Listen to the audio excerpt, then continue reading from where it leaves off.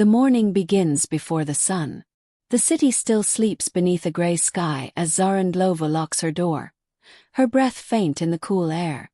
Her sandals slap softly against the dirt road, and the plastic bag in her hand, carrying a small lunch tin, rustles with every step. She walks past shuttered stalls and stray dogs, the faint smell of burnt charcoal lingering from the night before. Somewhere a rooster calls. By the time she reaches the factory gates, a line has already formed. Dozens of women, each in the same faded blue uniform, wait silently for the guard to unlock the padlock. Their faces are blank with habit, the kind of exhaustion that comes from years of doing the same thing. The gate creaks open. They move in like a slow river of blue. Inside, the textile hall stretches endlessly. Concrete floor, high tin roof, the clatter of sewing machines already echoing. Dust floats through sunlight that leaks from cracked windows. The air smells of oil and fabric dye. Zara finds her seat, the same one she's used for 3 years. She checks the thread, adjusts the needle and presses the pedal. The hum begins, steady, repetitive, swallowing thought. Beside her, Tandy yawns, tightening her headscarf. "They say we'll get paid tomorrow," she murmurs, not lifting her eyes from her stitching.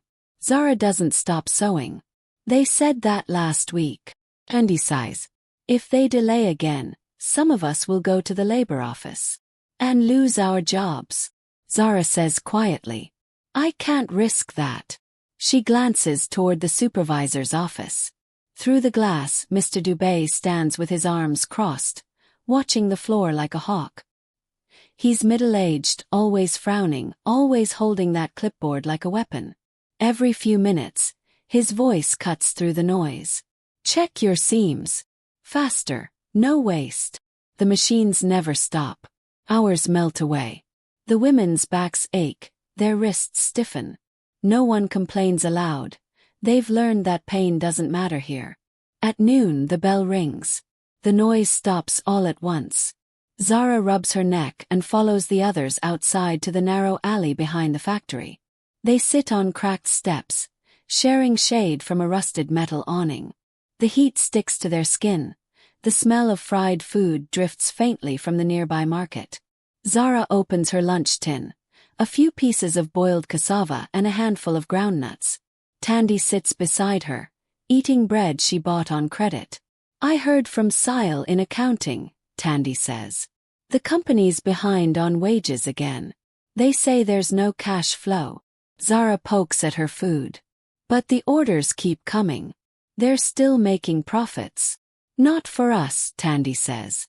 A silence hangs between them. The sound of laughter comes from a few younger workers at the far end of the alley, joking softly to lighten the mood.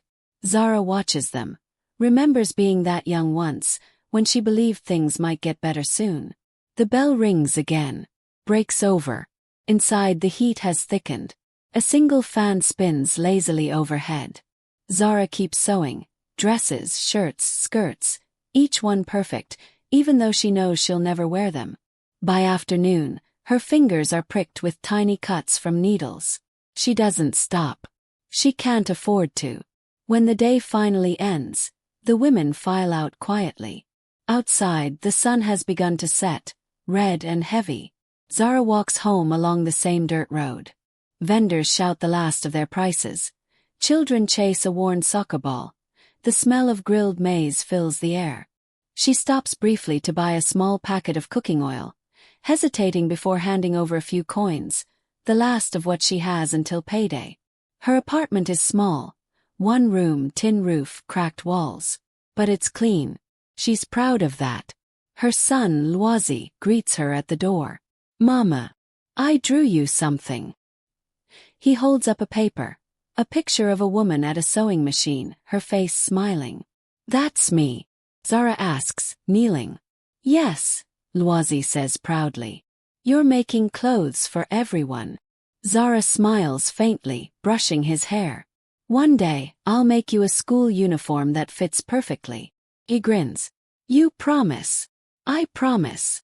Later that night, when he's asleep, Zara lights a small kerosene lamp and sits at the edge of the bed.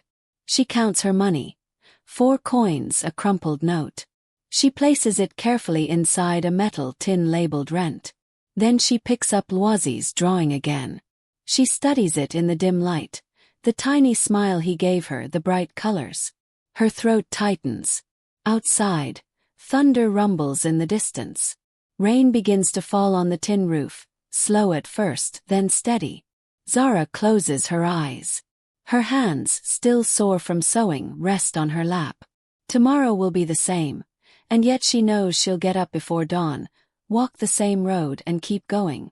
'Cause she has to. Because dreams, even heavy ones, must be carried. The sky is pale gray when Zara reaches the factory gate. It rained all night, and the air smells of wet dust and smoke. She wipes mud from her shoes before stepping inside. The factory hums to life as always. Machines clattering, steam hissing, the air thick with fabric dust. Nothing looks different, but the air feels heavier. By mid-morning, whispers ripple through the rows. Tandy leans over to Zara, voice low. "They've paid the men from shipping," she says. "But the sewing section, nothing again." Zara's needle skips a stitch. She fixes it quickly before Dubé can notice. "They said today was payday," she mutters. Tandy shrugs, her eyes tired. "That's what they always say." At noon, Dubé calls them all to the center of the hall. He stands on a small wooden crate, clipboard in hand. His voice echoes over the machines. "Listen. The company's having delays. Wages will be processed soon. You'll get your full pay with bonuses next week." Murmurs spread. Zara feels her stomach tighten. Next week means another 7 days of credit at the shop, more rent piling up, and an empty cupboard. One of the younger women speaks up, hesitant. "Sir, some of us can't wait. We have children." Dubé cuts her off. "You're free to leave if you don't like it." Silence. No one moves. Zara keeps her eyes down. She knows how this works. Leave and you lose everything. Stay and you lose slowly. That evening, the workers gather behind the factory near the old water tank. Tandy has a small notebook in her hands. "We can write down every day they delay," she says quietly. "So there's proof." Few nod. Most stay silent, glancing around nervously. Zara listens, her fingers clutching the strap of her bag. "If they find out we're writing this, we'll all be fired," she says. "Then we keep it secret," Tandy replies. "Zara, you're the only one who knows numbers properly. You could keep it safe." Zara hesitates, then nods. "All right. I'll do it." That night, she walks home under the dim streetlights, holding Tandy's notebook close to her chest. The pages are thin and blank, but they feel heavy. Each step echoes against the quiet streets. At home, Loisie sits on the floor doing homework by lamplight. He looks up as she enters. "Mama, did they pay you?" Zara forces a smile. "Not yet. Soon." He nods slowly. "It's okay. I saved a bit from my lunch money." Zara laughs softly, then pulls him into a hug. "Keep your money, little man. You've done enough." She sets her bag down, heats water for tea, and watches the flame flicker beneath the pot. The room feels smaller tonight, the walls closer, the shadows darker. When Loisie sleeps, Zara sits by the window with a notebook open on her lap. She writes the first line. Day 1, wages delayed again. No explanation given. Her handwriting is neat, careful. She adds the names of 10 women who were supposed to be paid. As she closes the notebook, thunder rumbles again in the distance. The next morning, she hides the notebook inside the lining of her bag before leaving for work. At the gate, she passes Dubé, who eyes her sharply. Lovu. You're late. Just by a minute, sir, she says. Be early tomorrow, he snaps. Zara walks to her station, jaw tight, eyes straight ahead. She knows he's watching her. She knows that whatever she started, even if it's just ink on paper, is dangerous. But as the machines roar to life again, she feels something different inside her. Not fear this time. Something heavier and stronger. Quiet defiance. The days blur together. The sound of sewing machines fills every corner of Zara's mind. a constant hum that continues even after she goes home. But something has shifted. It's small at first, a whisper here, a question there, but it grows louder each day. Morning at the factory. The whistle blows at 6 sharp. Rows of women pour into the hall, tying headscarves, checking threads, adjusting foot pedals. Zara takes her seat. Her fingers move automatically, but her thoughts are elsewhere, on the notebook hidden in her bag. Tandy leans over, whispering, "Did you write yesterday's delay?" "Yes," Zara answers quietly. 5 days now. They exchange a quick glance, the kind that says everything words can't. Suddenly the factory door slams. Mr. Dubé strides in, clipboard under his arm, eyes sharp as knives. "Attention," he shouts. "The company will conduct inspections this week. Anyone found wasting fabric or time will lose their job." He paces slowly, watching faces. "Do your work. No talking." His footsteps echo as he leaves. The women lower their eyes and return to their machines, but the whispers don't stop. They just move underground, hidden beneath the sound of spinning needles. Lunch break.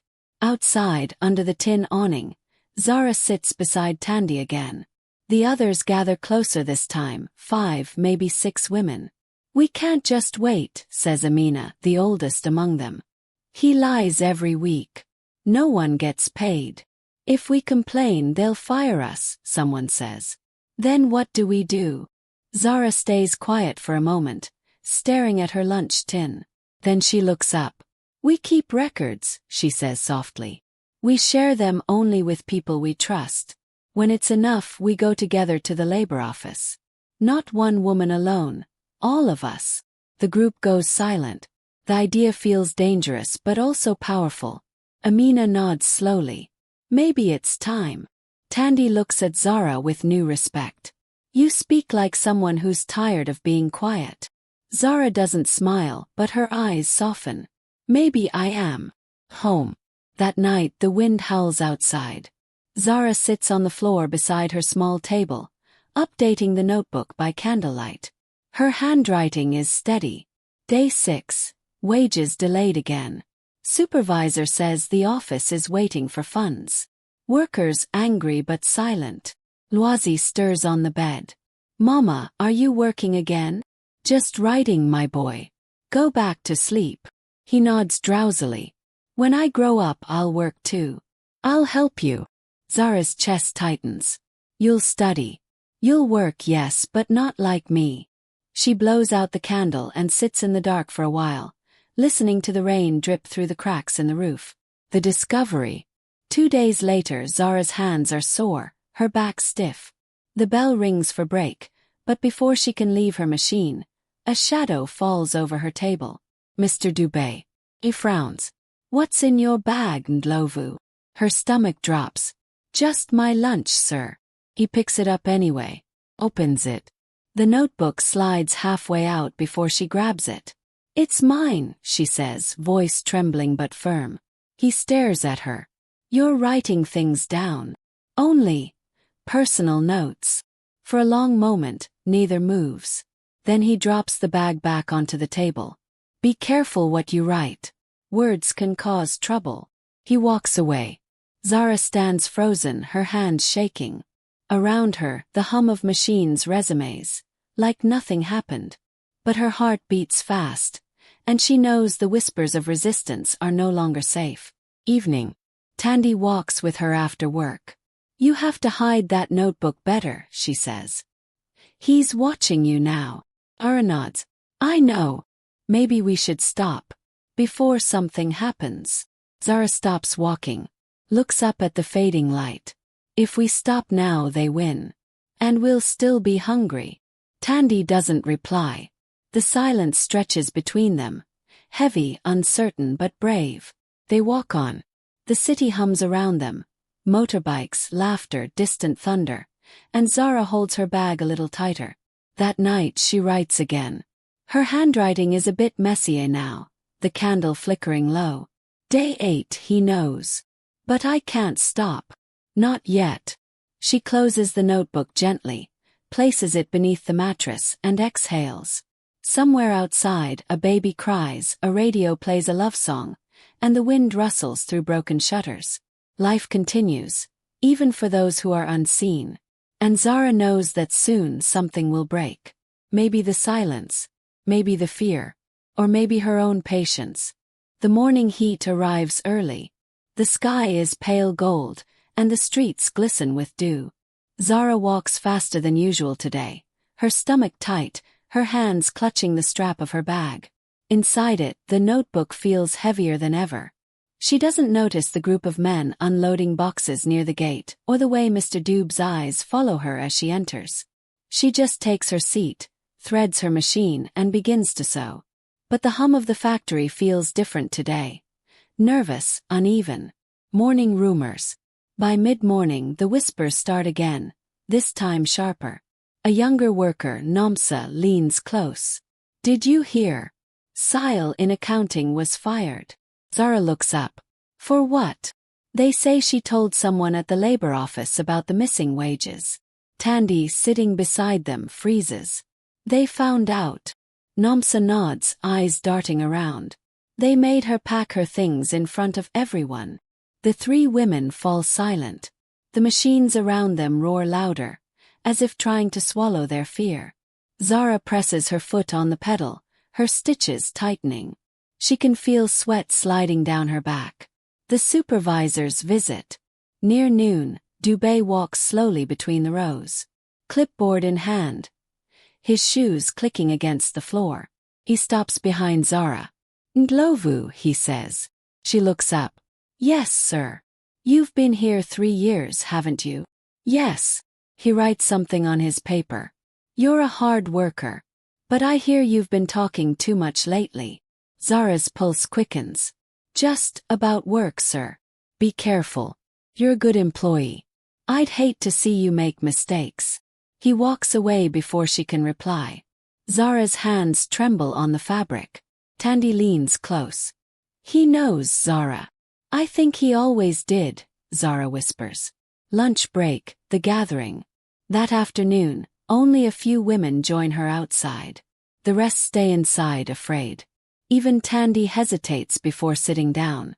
"It's getting dangerous," Tandy says quietly. "We can't stop now," Zara answers. "If we stay silent, they'll keep doing this forever." Amina nods slowly. "The younger ones are scared. But they'll follow if you lead."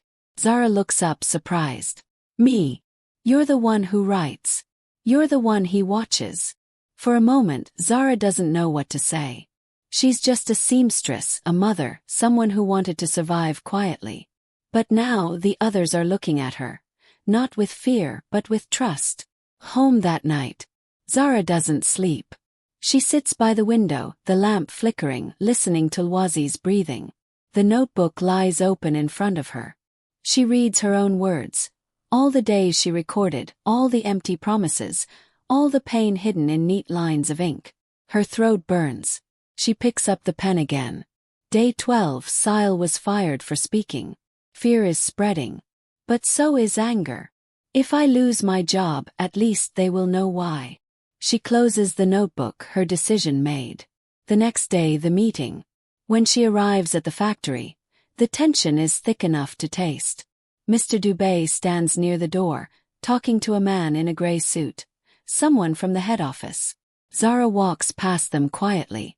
She feels eyes on her back, but she doesn't turn. Inside, the machines roar again. But at noon, when the bell rings, she doesn't go to lunch. She stands up instead, hands trembling, and says, softly at first, then louder, "We haven't been paid for almost 2 weeks. We deserve answers." The room goes silent. Dozens of heads turn toward her.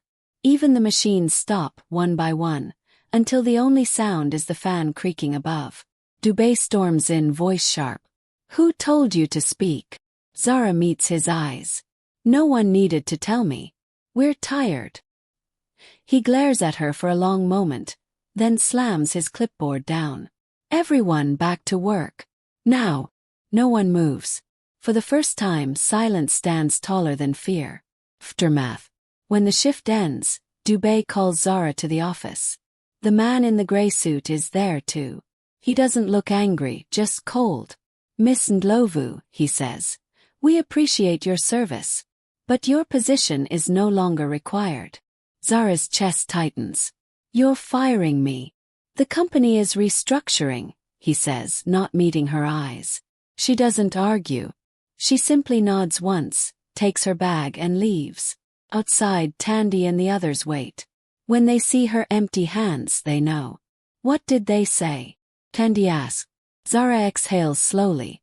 They said I'm no longer required. Amina steps forward, eyes burning. Then none of us are. She turns toward the others. If they fire her, they fire all of us. The women look at each other, unsure, trembling, but one by one they nod. Zara looks at them, her heart full and breaking all at once. The sun sets behind the factory walls, painting the sky in fire. That night, Zara walks home through the fading light. Her hands are empty. Her job is gone. But her silence, that heavy silence, is gone too. She doesn't know what tomorrow will bring. But for the first time she feels something close to freedom. The morning after Zara loses her job, the world feels quiet. Almost too quiet. No factory bell. No sewing machine hum. Just the soft rustle of the wind pushing dust across the street. Zara sits on the edge of her bed, staring at her hands. They're rough, marked by small scars from years of work. Hands that built everything and now have nowhere to go. A morning without work. Loisy tugs at her sleeve. Mama, aren't you going to work today? She hesitates. No, not today. Are you sick? Zara forces a smile. No, my boy. Just resting. He nods, accepting it easily. Children believe what you tell them, even when your eyes say otherwise.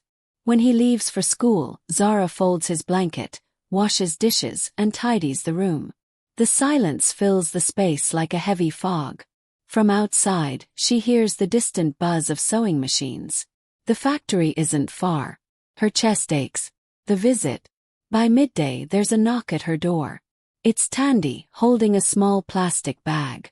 I brought some maize meal, she says. You'll need it. Zara opens the door wider. You shouldn't have. You still work there. Tandy steps inside, lowering her voice. Not anymore. They fired 3 more women this morning. Said they were influencing others. Zara looks up sharply. Who? Amina. And 2 of the new girls. Everyone's scared. Some say it's your fault. Zara feels the sting but stays calm. Maybe it is. But someone had to say something. Tandy sighs. You did what we all wanted to do. Now we just have to survive it. Zara pours water into 2 cups, sets them on the table. Survive it, she repeats softly. The long day. Later, she walks through the market, her shawl wrapped tightly around her shoulders. Vendors call out prices, tomatoes, onions, charcoal, all too high. She stops to buy a handful of beans and counts her coins twice before handing them over. As she walks home, she passes the factory gate. Through the bars, she sees the women bent over their machines, heads down. A truck is parked nearby, loading boxes of finished garments, all neat, colorful, and expensive looking. Zara watches silently. Her heart is heavy but not bitter. She feels something else now. A slow, steady resolve.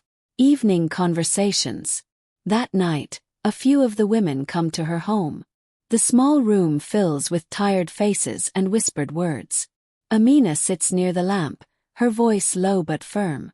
We can't keep going like this. They'll replace us, and nothing will change. We could go to the labor office, says one of the younger women. We don't have proof, another replies.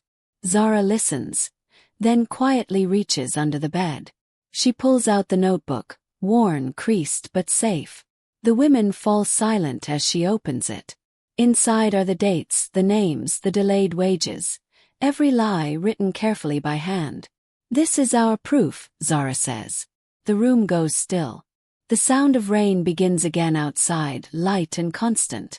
If we go together, Tandy says, they can't ignore us. It will be dangerous, Amina warns. They'll call us troublemakers.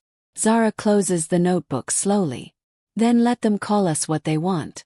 We've already lost our jobs. What else can they take? For the first time, the women don't look afraid. They look determined. The walk. A few days later, the group gathers at dawn. Their clothes are clean but plain, their faces serious. Each woman carries something small, a folded paper, an ID, a notebook page. They walk together down the narrow road toward the labor office. People stare as they pass, whispering. But they keep walking. When they reach the building, Zara stops for a moment at the steps. She looks at the others. Whatever happens, we don't run. They nod. Inside, the air smells of old paper and coffee. A tired-looking clerk glances up. Can I help you? Zara steps forward, notebook in hand. We've come to report unpaid wages. For everyone in the sewing department. The clerk blinks, surprised.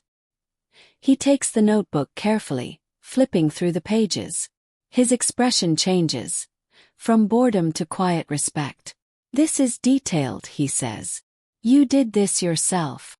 We all did, Zara answers. He nods slowly. Leave it with me. I'll forward it to the labor board. Zara feels her knees go weak, but she doesn't show it. They step back outside into the sunlight. The others smile faintly, not in victory but in relief. That night, Zara sits by the lamp again. For the first time in many weeks, she doesn't write. She just sits quietly, watching the flame dance. Loisy curls up beside her. Mama, he murmurs. Will you go back to work? She strokes his hair. Maybe. But not there. Then where? Zara smiles faintly. Somewhere better. I don't know where yet. But I'll find it. The rain begins again, steady on the tin roof. This time it sounds less like sorrow, and more like a promise. The sun rises over Emethandwini with a strange stillness. The air feels heavy, as if the whole town is waiting for something to happen. At the factory, rumors are already flying. Someone said Zara and the women went to the labor office. Someone else said the boss got a letter from the authorities. No one knows what's true, but everyone feels the tension, thick like smoke. The factory's fear. Inside the factory, the sewing machines hum nervously. Workers whisper behind the noise. The manager, Mr. Bota, storms across the floor, red-faced and restless. Anyone here seen that troublemaker, Zara? He shouts. No one answers. Heads stay down. He slams a clipboard on a table. You think you're clever, huh? You think they'll listen to you? The government doesn't care about people like you. But his voice cracks just a little. Fear creeping into his anger. Back at home. Meanwhile, Zara hangs laundry outside her small home. She moves slowly, deliberately, pretending she doesn't notice the curious stares from neighbors passing by. Tandy rushes up the path, clutching a folded paper. Zara. They posted a notice at the gate. An inspection is coming next week. Zara wipes her hands on her skirt. An inspection? Yes. From the labor board. It's official. For a moment, neither of them speaks. The realization hangs in the air. Their words, their small act of courage, has reached the people in power. Zara's throat tightens. She looks toward the factory, barely visible behind the trees. Then they'll finally see what's been happening. The retaliation. That afternoon, two men in dark suits arrive at Zara's home. They knock firmly. Miss Ndlovu. Yes. We're here on behalf of Makona Textiles. We've been informed you're spreading false claims. Zara's heartbeat quickens, but she keeps her voice calm. They're not false. One of the men steps closer. You'd do well to withdraw your complaint. People who make trouble often find it hard to get work again. The threat hangs heavy between them. Zara folds her arms. Then I'll make my own work. The men glance at each other, then turn to leave. As they walk away, she notices her hands shaking. She presses them against her skirt, steadying herself. Town divides. By evening, the story has spread across the township. Some praise her bravery. She's standing up for all of us. Others whisper doubt. She's going to bring trouble to the whole place. At the market, some vendors greet her warmly. Others refuse to meet her eyes. Zara feels it all, the weight of admiration and suspicion, but keeps walking head high. The inspection. A week later, 3 government inspectors arrive at the factory. Clipboards in hand, they move through the aisles, taking notes. The women sew in silence, afraid to look up. Mr. Botha tries to charm them, offering coffee, smiling too much.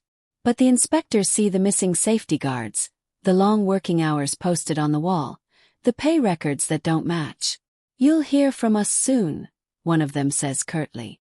When they leave, the entire floor exhales in relief. Nightfall and reflection. That night, Zara sits outside, watching the sky fade from gold to deep blue. The day's heat has softened, and the air smells faintly of rain. Loisy plays nearby, laughing with a paper ball. His laughter cuts through her exhaustion like light through clouds. Tandy joins her, sitting quietly. "Do you think it'll change anything?" she asks. Zara looks at her hands again, those same tired hands that started everything. "Change doesn't come in a day," she says softly. "But it starts somewhere. Maybe here." Tandy smiles faintly. "You sound sure." Zara gazes up at the first stars. "I have to be. For him." Loisy runs up, holding his paper ball high. "Mama, I scored a goal." She laughs, a sound rare these days but pure. "Then we're both winning, my boy." As the night deepens, Zara feels something new in her chest. Not fear, not pride, but peace. For the first time, she knows she's not invisible anymore. Her voice, small but steady, has made ripples she can't yet see. And somewhere beyond the clouds, the storm she started is still moving. The morning after the inspection, Emma Thandwini feels different. There's a tension in the air, but it's mixed with something new, hope. The women at the factory whisper softly between stitches, wondering what will happen next. The manager, Mr. Botha, has been pacing his office all morning, the phone glued to his ear. Even the security guard outside seems uneasy. Something big is coming, everyone can feel it. A letter arrives. At Zara's small home, the knock on the door comes just after sunrise. Loisy runs to open it, but Zara stops him gently and goes herself. A man in a blue postal jacket stands there, holding an envelope. "For Miss Ndlovu," he says. "From the Department of Labor." Her hands tremble as she takes it. The envelope feels heavy, like it carries the weight of every sleepless night, every unpaid shift, every silent tear. She opens it slowly. The words blur at first, then come into focus. "Following the inspection conducted at Makona Textiles, we have found substantial violations of labor law. All affected employees are entitled to back pay and legal compensation. Management has been fined and placed under review." Zara's breath catches. For a long moment, she just stares at the letter, disbelief and relief crashing together like waves. Then she sits down, presses a hand over her heart, and whispers, "We did it." The news spreads. By noon, everyone in the township knows. Women run from house to house, waving copies of the same letter. Laughter and tears mix in the streets. Tandy bursts through Zara's door, breathless. "Zara! It's true, they have to pay us. Every cent." Zara stands, smiling through tears. "I read it this morning." "You did this," Tandy says, gripping her shoulders. "You made them listen." "We did," Zara corrects her softly. "All of us." At the factory gates. The next day, the factory gates are surrounded. Women who were once silent now stand tall, holding their letters high. Reporters from a local radio station have come too, microphones pointed toward the crowd. Mr. Botha tries to slip out the side entrance, but the workers see him. "Where's our money, Botha?" one of them shouts. He freezes, caught between anger and shame. "It's being processed," he mutters. But the women laugh, not cruelly but powerfully. It's the sound of people who have finally broken free from fear. Zara stays at the back, watching quietly. This isn't about revenge. It's about dignity. And she's proud. not just of herself, but of every woman who refused to stay silent. The apology. Later that week, Zara is called to the office of a government representative. She walks in nervously, her simple dress neatly ironed. Behind the desk sits a woman in a gray suit, her expression warm but professional. "Miss Ndlovu, we wanted to thank you personally," she says. "Your notes, your records, helped us build the case. You've helped many women, not just here, but across the district." Zara lowers her gaze humbly. "I only did what was right." "Sometimes that's the hardest thing to do," the woman replies. "There's something else. We'd like to offer you a position. Part-time at first. Helping us document worker conditions. You'd be paid, of course." Zara blinks in surprise. "Me? Working for the department? You've already been doing the work, Miss Ndlovu. Now it's time to be recognized for it." Zara nods slowly, tears filling her eyes. "Thank you," she whispers. The celebration. That evening, the township lights up like never before. Someone brings a drum, others bring food. Children laugh and dance in the street. The women sing old songs of strength, of ancestors, of freedom. And in the middle of it all, Zara stands quietly, smiling. Tandy wraps an arm around her shoulder. "So, what will you do now?" Zara looks up at the moon. "Keep fighting. But maybe this time, with a pen instead of a needle." Quiet moment. When the night grows quiet and the laughter fades, Zara walks to the edge of the field. The stars shimmer above her, bright, endless. She closes her eyes and whispers a prayer of gratitude. Loisy runs up behind her, holding her hand. "Mama, everyone says you're a hero." She laughs softly. "No, my boy. I'm just a woman who didn't give up." "That sounds like a hero to me," he says proudly. Zara looks down at him, her greatest reason for everything, and smiles. In his eyes, she sees the future she's been fighting for. The first light of morning spills through Zara's small window, painting golden lines across the walls. The air smells of rain and new beginnings. Loisy is still asleep, curled beneath a faded blanket, his face peaceful. Zara watches him for a moment, then rises quietly. She folds her shawl around her shoulders, takes a deep breath, and steps outside into a brand new day. New path. The old factory gates stand quiet now. The sign faded, the machines still. Makona Textiles has been shut down pending review. For the first time, the silence feels right.